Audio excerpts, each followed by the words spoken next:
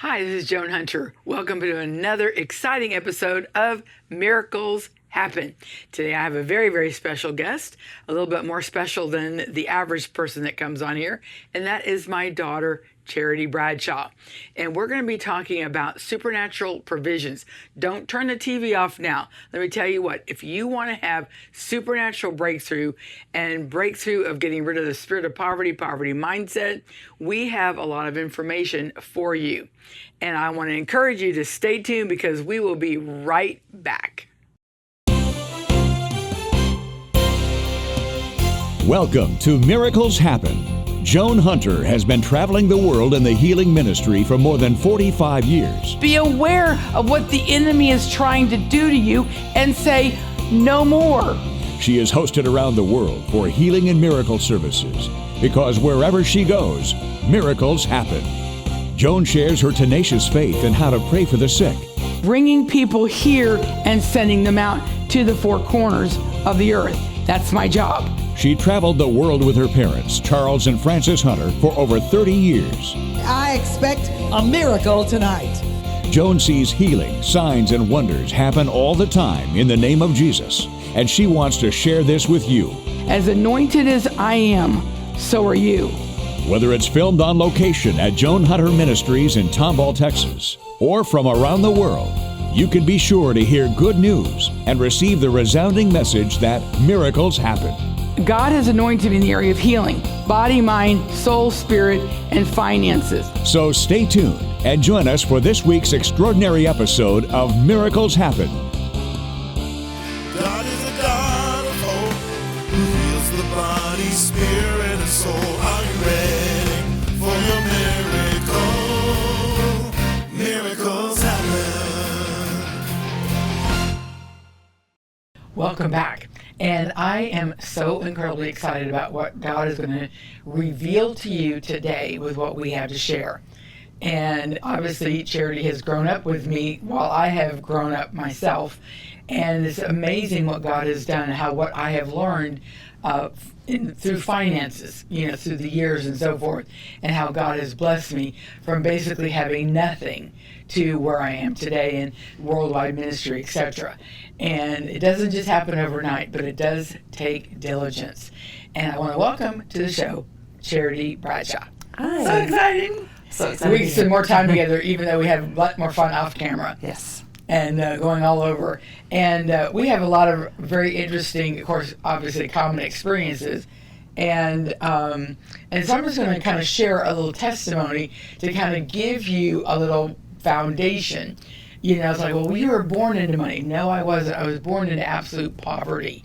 And then in the year 2000, literally everything I had was stripped away. And it was a very, very difficult time. It had to start over basically from nothing. I had a little bit of furniture and I had basically at that time no savings, no nothing. And I really didn't know what I was going to do. And so I just had to believe God. Literally, I've got a great book called Healing the Heart, and it talks about how I had to believe God for money for condiments, like ketchup. Then you have money for that. And how all of a sudden a check would come in the mail and, from our friend, and he says, I'm going to go without food for 2 weeks. I want to make sure that you and your girls have food. That's a friend. And then this would happen, that would happen. And I came in one day and I thought the girls had trashed the house, and it was over 50 bags of groceries that couldn't fit in the pantry. They were on the counter, they were on the island, they were on the floor. And it was just so neat what God did during that time of meeting my every need, which is like really, really awesome. And I'm very much into celebrations, birthdays, fun. I'm a giver. I'm a radical giver like God is. And I love Christmas time to bless them with presents. And we know Christmas is not about presents, but it's the fun side of Christmas also because, of course, Jesus is the reason that we get to celebrate Christmas.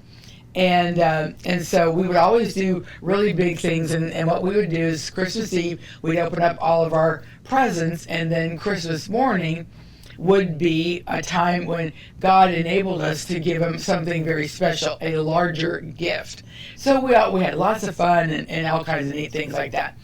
So the first year, the Christmas of the year 2000, I was like, I had like nothing, no money whatsoever to do that. Well, my parents gave me money for Christmas. I thought, oh, this is great. She gave all the girls money for Christmas, but she gave it to me. And so I went, I thought, well, this will enable me to get them something for Christmas. So I thought, okay, what does each one like? Now, my youngest daughter, Abigail, she still loves ketchup, and she loves corn. And so I thought, I'm going to go get a big bottle of ketchup and a big can of corn. And that's going to be her Christmas present, which is nothing compared to what she's ever gotten in her entire life.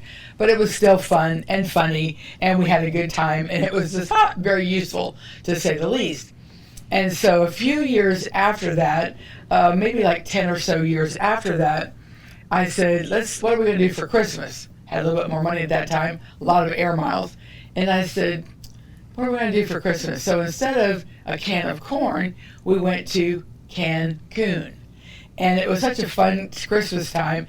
And when you go after God, He will He will shift your can of corn potentially into Cancun. And both are great memories, but both very different. Obviously, one costs a whole lot more than the other. And why don't you share something that happened that you remember, something fun in regards to how God supernaturally met our needs or met your needs? Yeah. I mean, I think this is especially fun to talk about considering we just finished the Supernatural Provision Conference, and it was fantastic. A lot of people had great information imparted into them. We got to see a lot of miracles and things like that. So that's been really fun to come off the heels of that and to get to talk about this for sure. But I can definitely remember for myself when we were about to have our son. He was our first baby. And we were sort of at that, like, still kind of newlywed. We'd been married 3 years, and, you know, we were still trying to pay off some debt, and here comes this baby, which we were excited about, very excited about.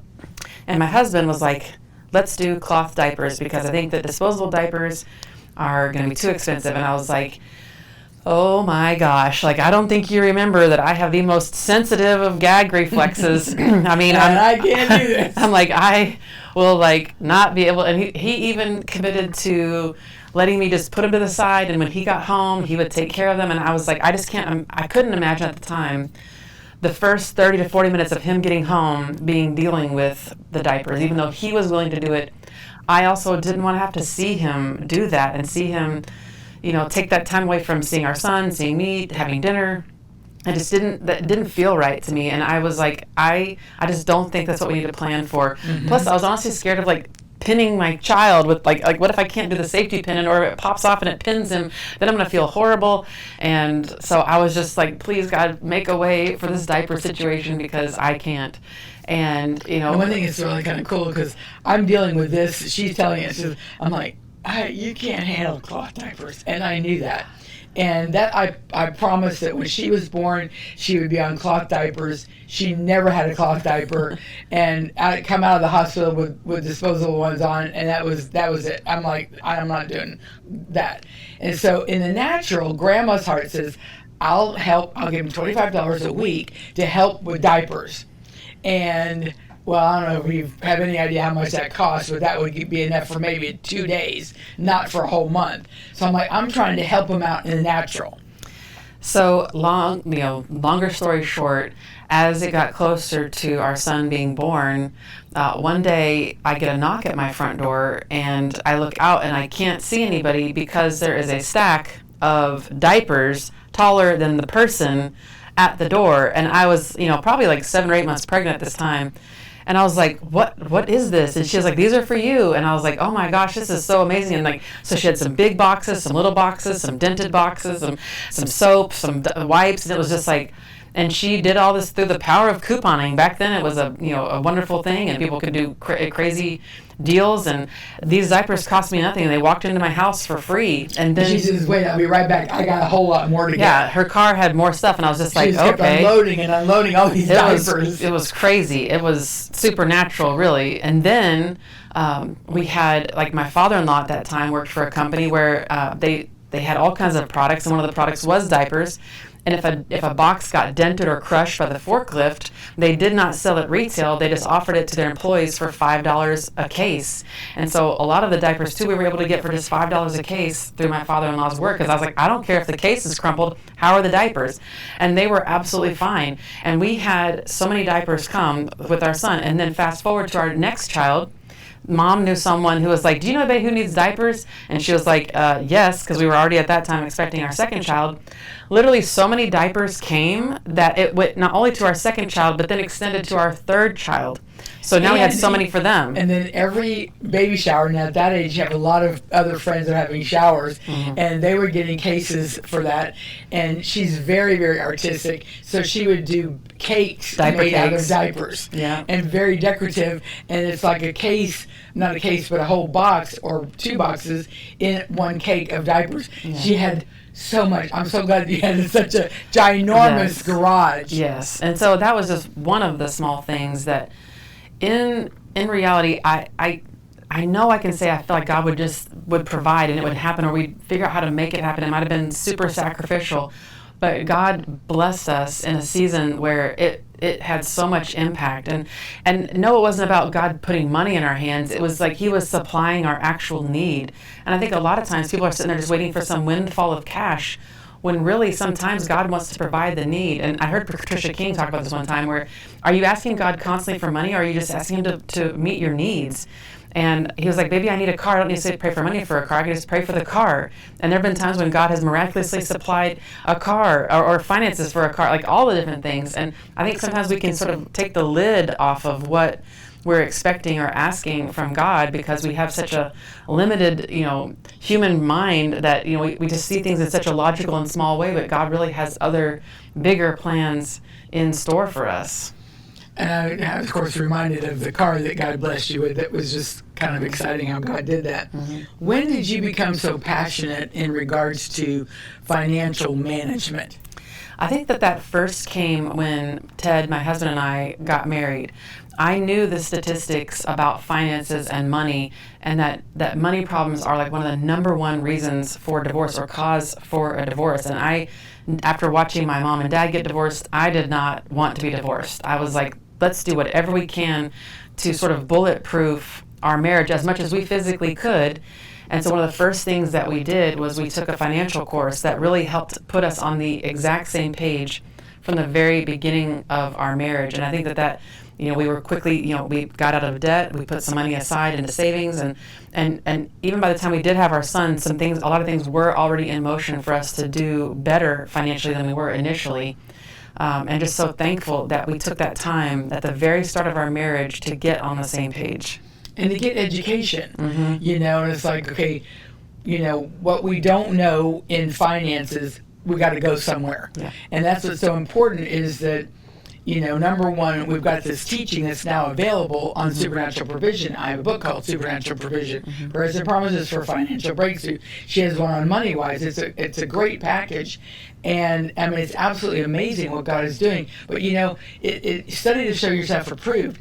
Once again, if you don't know how to handle money, find somebody who can help you or study yourself. Mm-hmm. Now, me personally, I had a lot of education in the area of business management and finance and stuff like that when I went to ORU decades ago. And it was so cool because she made the decision.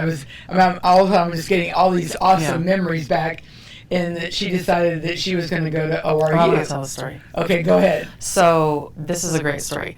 I remember, I don't remember a time in my life when I haven't tithed. For some reason, tithing has always come naturally to me. It's made sense that, this is us returning our tithe to the Lord, because all of it's His, and that He only asks for us to return 1/10 of it to Him. So I always tithed. And I remember one day having a God conversation in my head going, God, where's my harvest? Like, when am I going to see, I've been tithing for years, and of course, if I actually sat and quantified everything, I'm sure I could find other times when I was plenty blessed.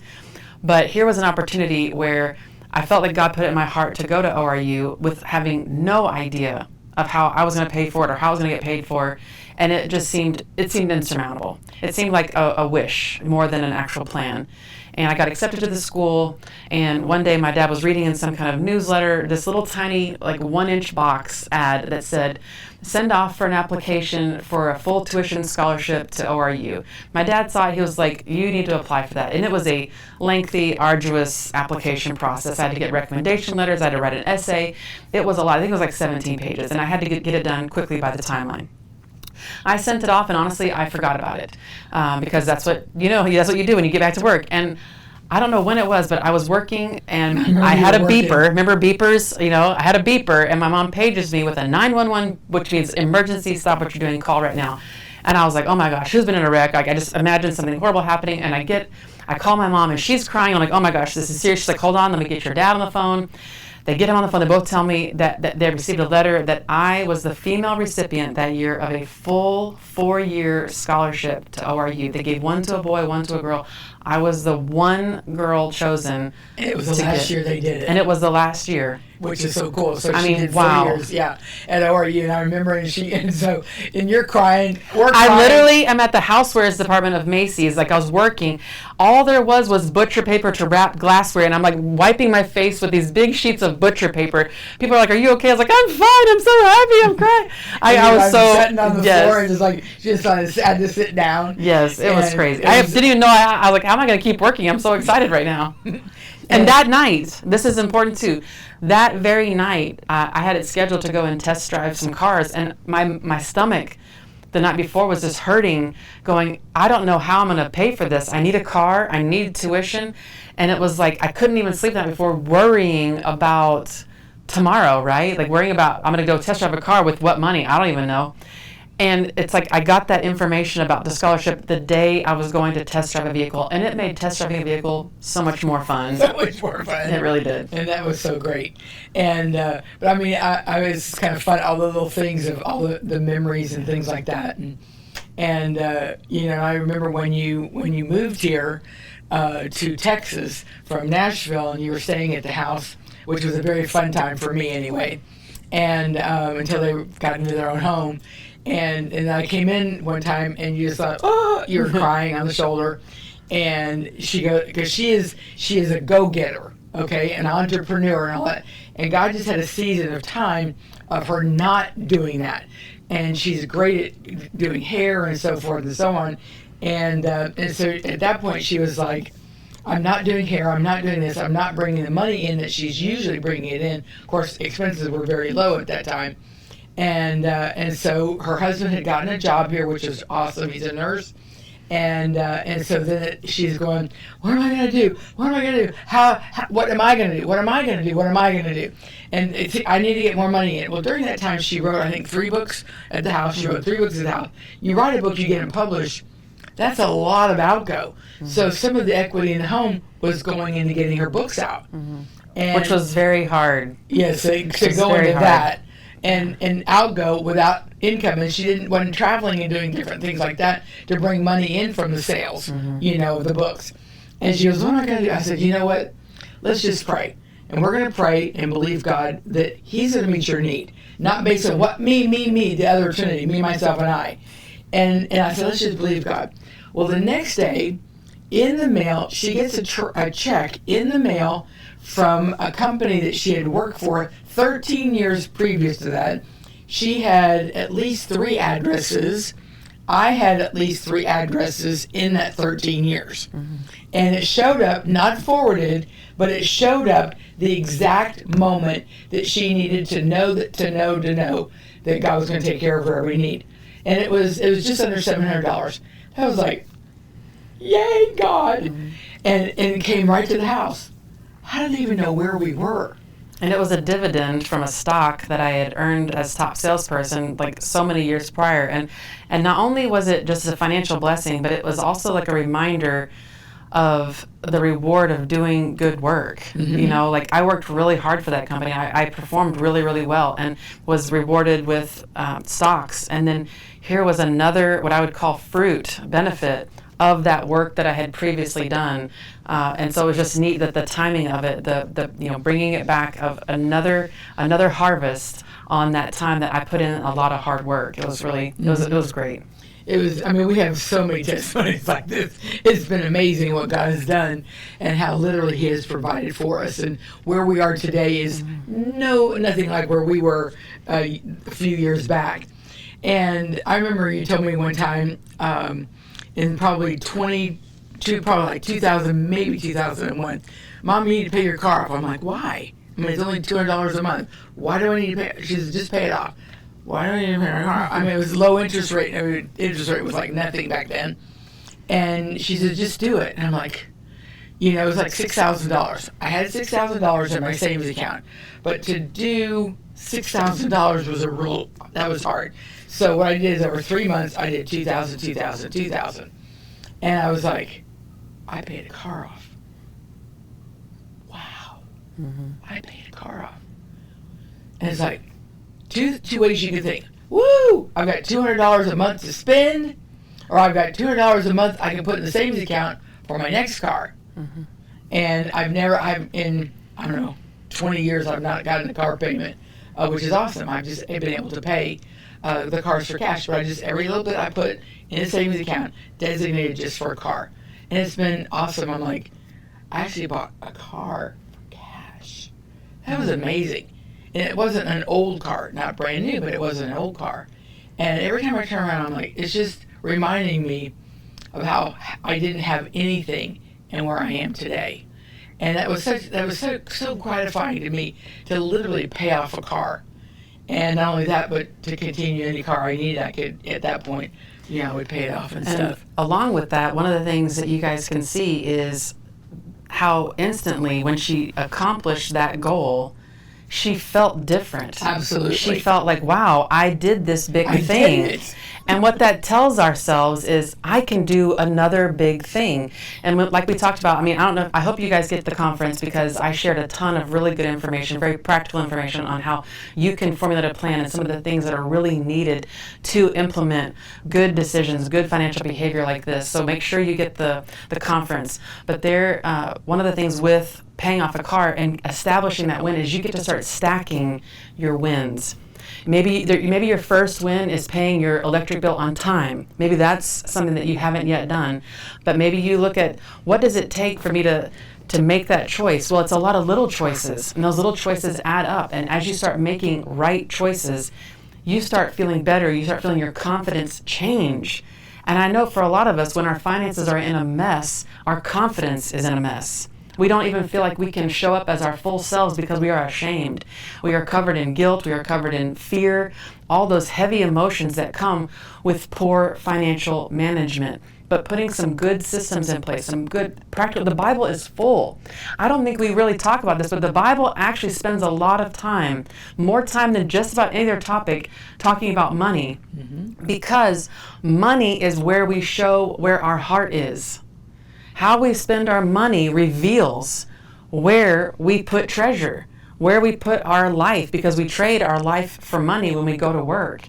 So therefore, where we put our money, we are literally putting our life into that. And if we examine and truthfully, honestly, objectively examine where we spend our money, you will find where your heart puts its trust. You will find where your heart puts its allegiance, and it's where you put your money. So it's very important that we do manage those little things, because it says, the Bible says, if you take good care of little things, you will take care of big things. It's not a maybe, it's a you will.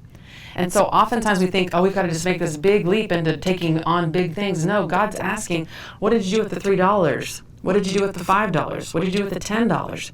Because those are the things that add up to being able to make those big, big steps, like paying off a car. You didn't get there in one day.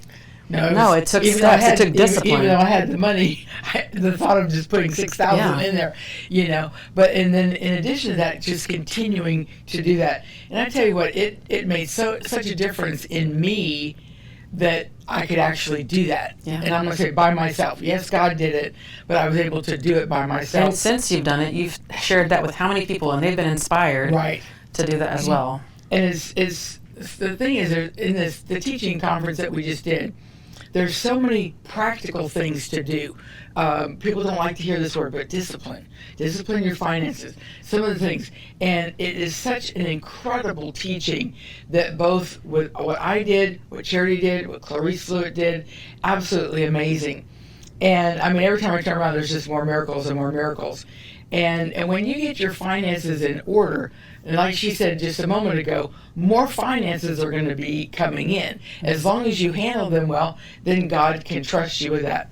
Now, also, one thing that's kind of neat, Charity has been teaching on MoneyWise for 15, 20 years, something like that. I mean, probably somewhere in there. Yeah, I taught it for 9 years, so let's say like at least 10 or 11 years. Okay, and then had a little break, and then wrote the book, and I'm like, you need to get that, all your revelation in a book, and she has it in her books, MoneyWise, which is so good, because we need to have the practical teaching of that also. And well, as you can tell, we could talk forever about all the stuff that God's doing. Charity, if you hold up your book, MoneyWise, that would be great. I highly recommend you can get it. You can get it on miracleshappen.tv. And then my book, Supernatural Provision, great book. I have to say so myself. And it's full of miracles. This one right here is Prayers and Promises for Financial Breakthrough. This is the #1 book, believe it or not, the #1 book in Africa. They love this book. They're getting so set free financially. Then I also have this CD. It's called Promises of Abundance. And it's me reading scriptures on abundance, not just finances, but abundance in every area. But because you are watching today, on the screen, you will see a number to text. You'll type in blessed at that number, and you'll get a free download. You can put it in your phone, you can put it on your iPad, wherever, because sometimes you just need to listen and get really edified and get the scriptures on the inside. Faith comes by hearing, and hearing, and hearing, and hearing. And it's so important that we do that. This is a blessing I want to bless you with, and I want you to get it in your heart, into your spirit. People listen to that, and they have it on their house, round the clock, and they're completely out of debt. This will trigger a lot of faith in the area of finances for you like never before. You got the supernatural and the practical melding together on this set. You have the practical, the supernatural melding on this conference. I can't even tell you enough how awesome it is for you to listen to this series, because the testimonies have been absolutely amazing. I want to thank you so much for joining us today on Miracles Happen. It's always good to have Charity on the program with me, and we will look forward to seeing you next week on Miracles Happen.